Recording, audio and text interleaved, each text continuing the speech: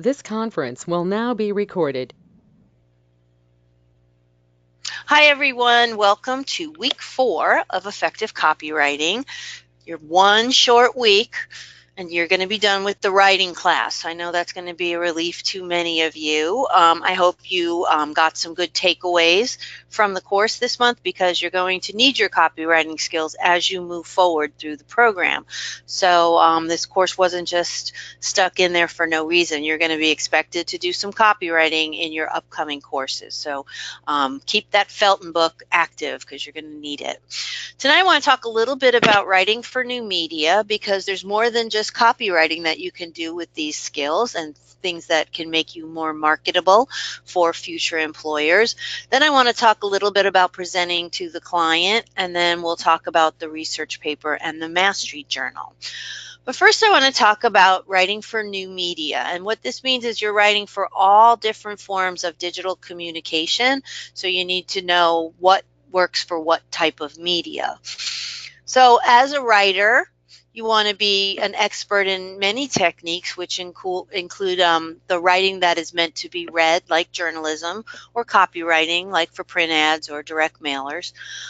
Writing to be heard, like if you're writing a voiceover script for a presentation or an animation, or a how-to video or radio. Maybe you're writing to be seen, like a television public service announcement or a video, or you're creating a film. So different types of writing fit different types of assignments. Oops, I didn't mean to do that. Not now. Go away. Okay. So content marketing, everything that you do online has content, and somebody had to write that content. So this 4-week course in copywriting has given you some skills in writing that you can take with you. And if you're looking for a new job, you can now put down as one of your skills is that you're a writer.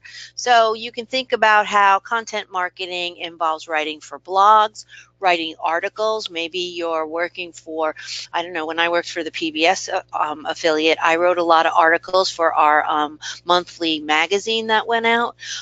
You can write interviews, briefs, scripts for video, scripts for radio, social media. So there's a lot of content that needs to be writing. But with any writing, you need to always make sure you're doing it at the best of your ability. So spelling, grammar, and punctuation count. The easiest way to lose a job is to present writing that has typos in it, from your resume down to a comp that you're presenting to a client. It will trip you up every single time. So always check spelling, grammar, and punctuation. Remember, as you're writing for content, you want to be concise and you want to be thorough. So that means getting to the point quickly and not overwriting your copy. If you're working for a specific brand, that means continuity is key. That brand voice needs to run through and sound the same on all of your pieces. You always want to make sure your sentences are active, and you always want to be creative. So don't just go for the cliche or the easy way out, like make a difference. Push your way past the cliche. So when you're writing for the web, you have to think about how writing web copy is different than writing a brochure or an annual report or a TV commercial. When people go to the web, they're not reading in depth unless you're like scanning a literary journal or an academic journal and you're reading an article or a book online. But web copy is usually scanned because people are looking for specific information. So they might not be reading it word for word, but they need to have all that vital information that they're looking for. So you want to think about writing in what's called an inverted pyramid style. So you're going to have the most important information first, and then use each chunk of text going down to the least important, or the thing they might not need right out of the way. But that first sentence has to have something that's going to grab their attention and make them realize they're in the right space for the copy that they need to find the information. So one tip you can use is to remember that your web visitors are looking specifically for a product to buy, or information on a nonprofit organization, or they're looking up a product survey, or they want to get some advice on something. So make sure if you're writing for the web that what they're looking for is answered right there at the beginning. Put your most important information first, and don't try to be overly creative or overly clever. Don't write in like riddles, because they're there to quickly get information that they need. So you want to be really concise with your writing. Always step into the shoes of your user and experience that content the way your user would experience. That's the best way to judge how it's working. So remember that they're not really reading them, that they're scanning them. So make sure your headline, that first thing that's on the page, communicates what you're about and what they're looking for. Does the image work with what's going on the page, creating that sales message and working together to create synergy? Do your subheads summarize your key points? They might not read all the way to the body copy, or they might not read down to your easy to scan bullets. So make sure that when you're reading back your copy and you're writing this copy, that you're really looking at it through the eyes of your user. So you want to use familiar words, but again, don't overwrite it. Keep it simple. And write for people who really don't like to read. So this paragraph should be short. I always say the rule of thumb is no more than 4 sentences. And the sentences themselves should be short. So keep it under 12 words. The best way to test how long a sentence is to read it aloud. And if you run out of breath before you finish the sentence, it's too long. So go and cut it. And you can do that by getting rid of the jargon, the unnecessary words, the passive voice, the needless repetition. So that's ways that copywriters work to make concise copy that sells, is they get rid of all the extra baggage. You always want to address your web visitors directly. So using you is a really good way to go. And you have to remember that you don't control where they go. So somebody might land in the middle of your website on your About page or your Learn More page or your Donate page. So make sure when they land in the middle of your website that they know where they are, who you are, and that they can figure out what the site's about. So you don't always want to rely on a navigation bar to tell people what to do. So make sure that your user experience is really clear, that they can, if they stumble on your page by accident, they can tell who you are and they know how to get to the home page easily or quickly to your Donate page if you're working for a nonprofit organization. So you want to make it easy for people to find your website, because that's where your potential customers are coming, and they might be clicking through to, buy a product that you're selling or to use a coupon that you sent them and a code. So make sure you're reading that copy again through your customer's eyes. Make it easy for them to use the coupon, to buy the product. Make sure you're looking at your product or your service or whatever you're creating the website for through the customer's eyes, and you're asking any crazy harebrained question that a customer may ask. Make sure it's already answered in your copy. So you should keep it to one key topic for each page. Don't bury the Donate copy at the bottom of the About page. You can have a Donate button on your websites for a nonprofit organization on every page. That's a good way to increase donations, but you don't want to overwrite your pages. So keep it to one key topic and just make sure all of your links are working to the relevant pages and that the actual architecture of the site makes sense. Again, step into the shoes of your user. You want to be clear, specific, and bold. So if you need help with writing for the web, you can use some of the resources that we have. Wix has some really good information on it. Also, writing for the web on lynda.com is a really good tutorial that you could use. And Felton in our textbook has chapter 11 is all about interactive advertising and social media, which is a huge thing that you can be doing for your clients as well as managing their social media presence.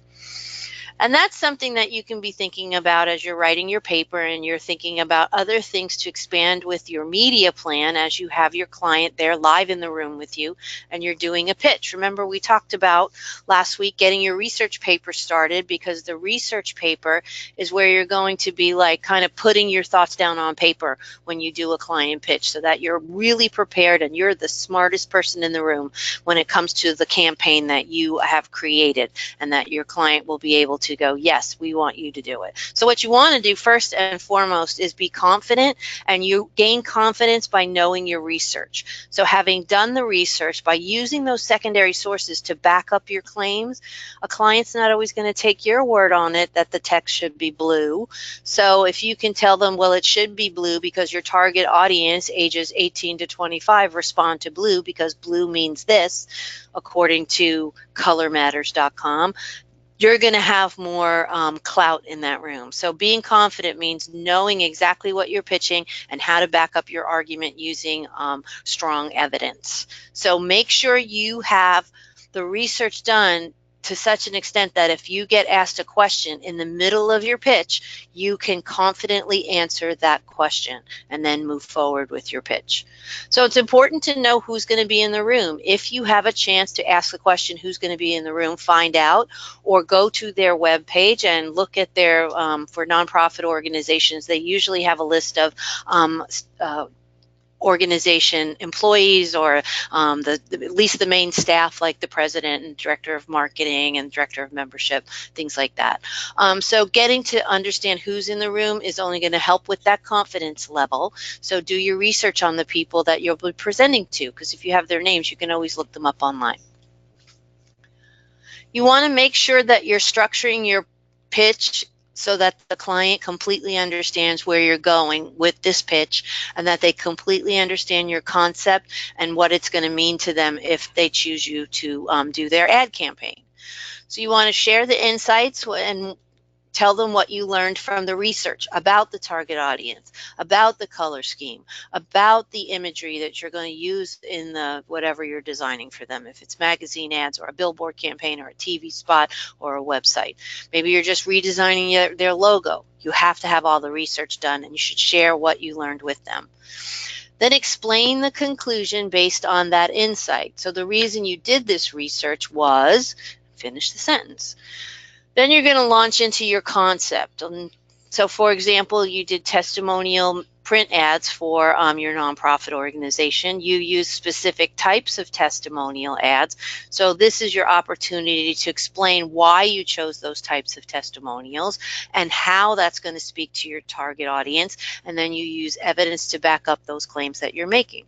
So as you're articulating the concept, you're explaining to the client how it will work and why it will work.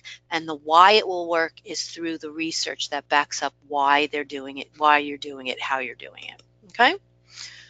So communicate how the concept will be conveyed. This is the media plan. They may have only told you that they want to see ideas for a series of magazine print ads, but now you have them, captive and in your room focused on you. So why not pitch them something else? Talk about how this concept can move across media.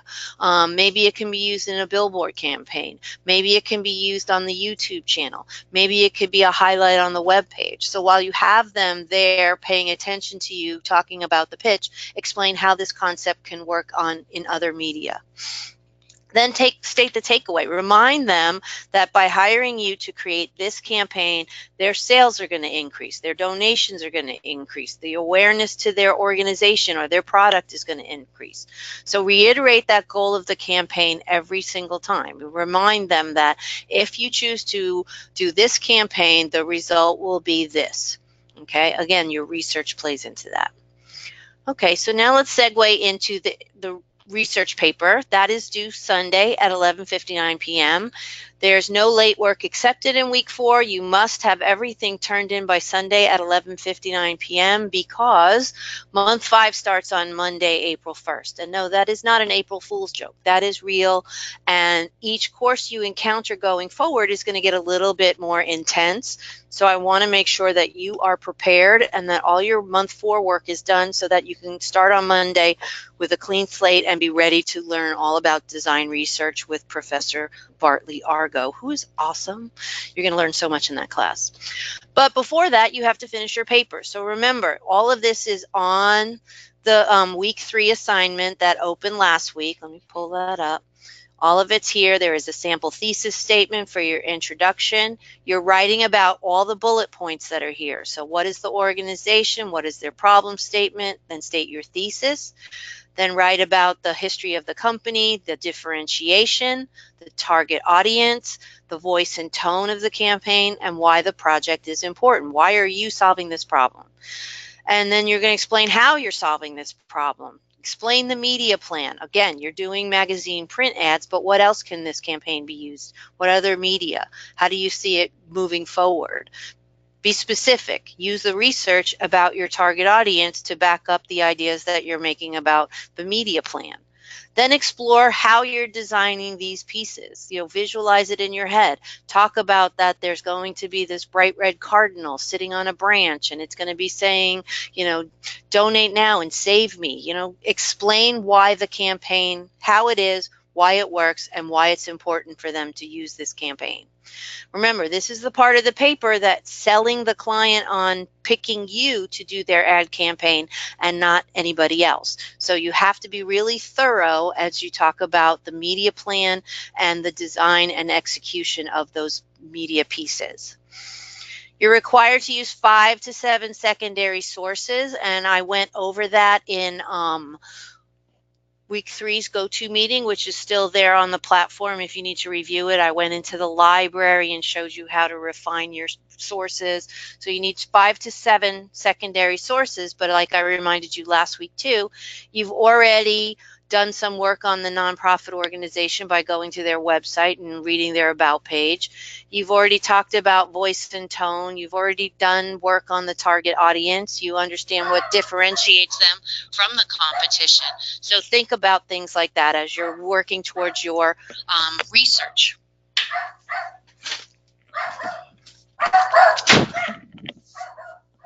Sorry about that. My dog's barking for no apparent reason, and my husband's doing absolutely nothing. So thank you for that, honey. Anyway, okay, so the paper's due Sunday at 11:59 p.m. It's in APA style, and it should be in the following order. Title page. Remember, the title page has the running head on it. It should have the title of the paper, your name, and Full Sail University. That's it for the title page. It's got to be in 12-point Times New Roman, and it needs to be double spaced.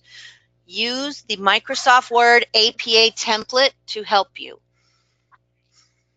If you need to, the Writing Center is available to you. If you want to send them the assignment and your early draft of the paper, go ahead and do that. And they can set up an appointment and do a live go-to meeting with you.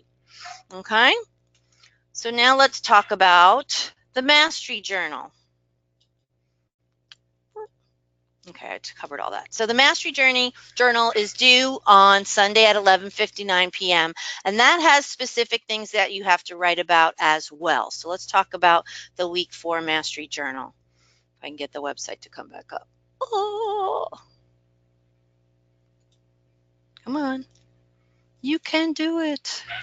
Boy, this has been a nightmare tonight. Technology's not working. The dog's going crazy.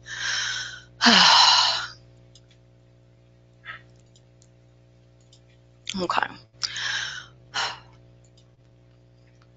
Give me 1 second and I will reload it. All right, log in. Copywriting. Preview. Okay, Week 4, Mastery Journal. Oh, maybe the platform's down. Okay, well, your Mastery Journal is really, it kind of coincides with the paper. So let's just talk about it like that. You're talking about the campaign that you just made with these magazine ads. So you're going to walk us through the process. So on the platform, it's going to ask you to do things like load your sketches in and talk about the concept, talk about the types of testimonials you choose to do, talk about your initial comps and how that got you started with the concept, explain how those concepts work. Remember, you're supposed to be quoting from the Felton text and any of the other resources that you use. So the Mastery Journal and the research paper work together because you're writing about basically the same thing. Your paper is talking about the campaign, and the Mastery Journal is talking actually about the process of how you constructed these ads. So you want to think about how you took the advice. I got everybody who handed in ads on Sunday night got their feedback today. Any ads that came in late, I will get you feedback tomorrow. So you want to think about showing how your process worked. What was your target audience? So start with your personas. Put those in the Mastery Journal. Talk about who your target audience is.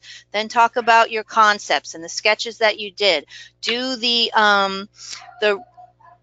the research and back up your claims with evidence about the concepts that you did. If you use a specific type of testimonial, then describe in Felton's words what that testimonial is about. Excuse me, I have to stop for a second.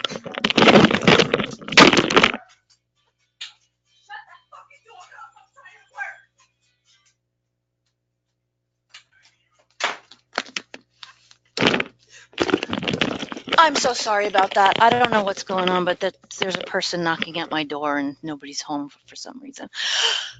Anyway, okay, so once you talk about the initial comps and you show how you made changes in the second set of comps, then talk about, what the result of this campaign is going to be. What is it going to do? These ads are out there. The client is spending money not only to produce them, but to also make sure that, they get a return on their investment. So follow the assignment instructions carefully. Make sure you're writing against each bullet point that is on there and you're using your research to back up your claims. Okay, the last thing I want to talk about is your course evaluations. You probably got an email about that, so make sure you fill those out, and I really read them all. So make sure that if you're giving me some pointers on what can be improved in the class, please let me know. I know there's teachers in the class, so if you have some great ideas on how you interact with students, I'd love to hear it. Teaching writing to designers can be difficult at times because designers really don't want to write. That's why they're designers. I know I didn't want to do math, so that's why I was a designer. If you're watching this crazy archive with the crazy dog and you have any questions about the assignments, let me know. You can reach out to me on the platform or through email, or if you need to set up a one-on-one go-to meeting, I'm always available to figure out a time and place for that.